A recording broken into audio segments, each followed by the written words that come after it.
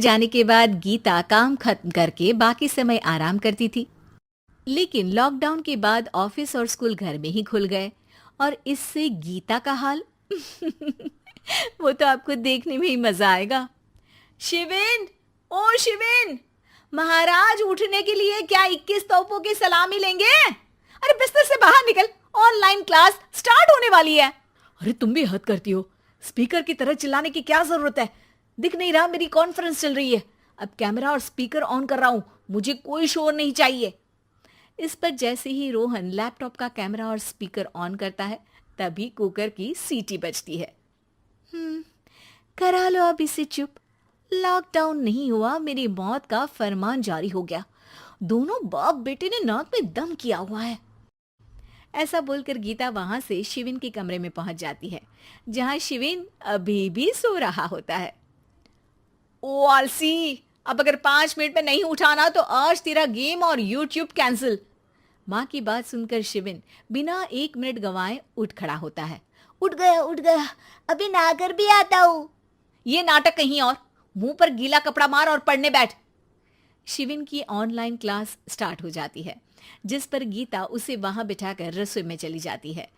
थोड़ी देर में उसे कमरे से कुछ आवाज सुनाई देती है, जिसे सुनकर वो कमरे में वापस आती है। हाय राम, तुझे क्लास अटेंड करने के लिए बोला था, कैमरा ऑफ करके बिस्तर पर नाचने के लिए नहीं बोला था। मम्मी मुझे कुछ समझ नहीं आ रहा, आप बाद में पढ़ा देना ना, वैसे भी अटेंडेंस तो लगी गई है। हाँ हाँ बेटा, जरूर बन जा, तू अभी से हम सबका बाप बन जा। अरे नहीं मतलब कहाँ से लाते हो इतना दिमाग, और पढ़ाई करते हुए ये चला कहाँ जाता है? नाइस क्वेश्चन, दिमाग से पूछकर बता दूंगा। शिविन की बातों से परेशान होकर गीता उसे मारने के लिए जैसे ही आगे बढ़ती है तभी वो कमरे से बाहर भाग जाता है। अब शिविन आगे आगे और गीता हाथ में चप्पल पकड़े उसके पीछे पीछे पूरे घर में दोनों घूम रहे होते हैं। इसी बीच वो रोहन के पास पहुंच जाता है और शिविन को मारने वाली चप्पल रोहन के लैपटॉप पर जाकर गिरती है। ओए माँ! मम्मी, अब पापा को चप्पल मार रही हो? वो आज तक के रिपोर्टर, चुपचाप जाकर क्लास अटेंड कर ले, नहीं तो अगली तेरे पीछे लगेगी। इस पर शिविन वहां से चला जाता है, जिसके बाद रोहन गीता से कहता है, इस सर्कस के लिए कुछ बोलना चाहोगी? अरे क्या करूं, जब से तुम दोनों घर में रहने लगे हो, घर अपने आप ही सर्कस बन गया है और मैं तुम्हारी नौकर। कभी बेटी को संभालो तो कभी बाप के नखरे उठाओ। इन्हीं सब उथल पुथल में दिन बीतते रहते हैं, जिसमें हर रोज घर के अंदर कुछ नया सियप्पा खड़ा मिलता है, जो ज्यादातर शिविन और रोहन के ऑनलाइन स्कूल और ऑफिस से रिलेटेड ही होता है। एक सुबह, शिविन चल उठ, आज की क्लास जल्दी है। कैमरा ऑफ करके आप अटेंड कर लो। अरे ऐसे छित्तर पड़ेंगे, दादी नानी सब एक साथ याद आ जाएंगी। गीता की लाख मशक्कतों के बाद क्लास तो खत्म हो जाती है, लेकिन उसके बाद शिविन फोन इस्तेमाल करते हुए इंस्टाग्राम रील बनाने लगता है। रसोड़े में कौन था? तुम थी, मैं थी, कौन था? कौन था? हाँ, मैं गरीब हूँ। अरे ओ गरीब के बेटे, आजा, मैं बनाती हूँ तुझे गरीब। मैं बताती हूँ रसोड़े में कौन था।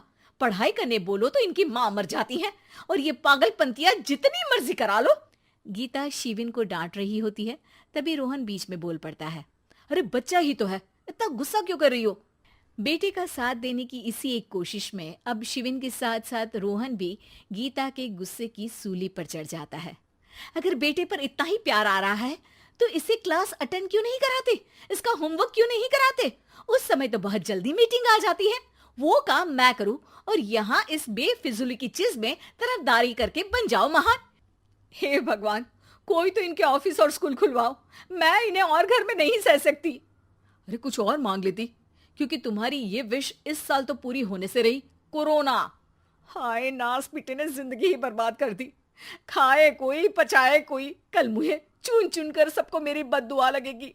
उन्होंने दुनिया का और इन बाप बेटे दोनों ने मेरा जीना मुश्किल कर दिया। गीता वहां से चली जाती है, जिसके बाद रोहन शिविन से कहता है, अरे तुम्हारी मम्मी इतनी भड़की हुई क्यों है? आपकी वजह से पूरा समय घर में रहते हो और उस पर कोई काम कराने की जगह बस ऑर्डर देते रहते हो। अच्छा बेटे, सारा इल्जाम मुझ पर, पूरा दिन तो वो तुम पर ही चिल्लाती है। हाँ, मतलब दोनों का 50-50 है, कुछ करना पड़ेगा। वो कहते ना, make the best out of worst. I have an idea. वैसे तुम्हारी माँ सही कहती है, बहुत जुबान चलाने लगे हो, कम बोला करो। अगली सुबह रोहन और शिविन अपनी गलती को सुधारने के लिए गीता के उठने से पहले घर का आधा काम खत्म कर देते हैं, जिसे देखकर गीता खुश हो जाती है और फिर बाकी बचा काम वो तीनों मिलकर पूरा कर लेते हैं। जिसके बाद अब वो सब मिल बांट कर हर काम में एक दूसरे की मदद करते हुए लॉकडाउन का मजा लेने लगते हैं।